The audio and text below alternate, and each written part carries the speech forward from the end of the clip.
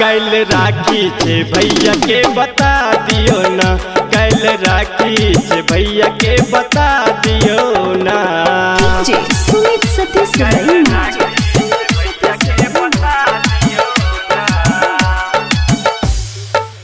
नहीं चाही सूट नहीं चाही कंगनमा, नहीं कंगनमा नहीं चाही कंगनमा। कदब नंदी का इह अरमानमा, इह अरमानमा ये इह अरमानमा। नहीं चाही सूट नहीं चाही कंगनमा, कदब नंदी का इह अरमानमा, कदब नंदी का इह अरमानमा। अतनी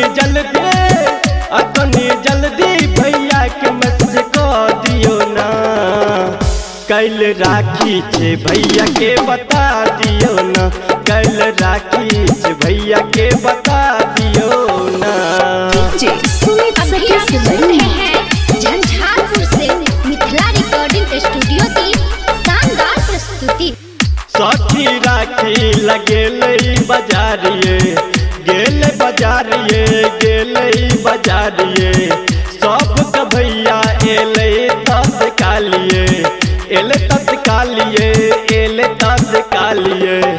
सखी राखी लगेले बाजारिए, सब भैया एले तत्कालिए, सब भैया एले तत्कालिए।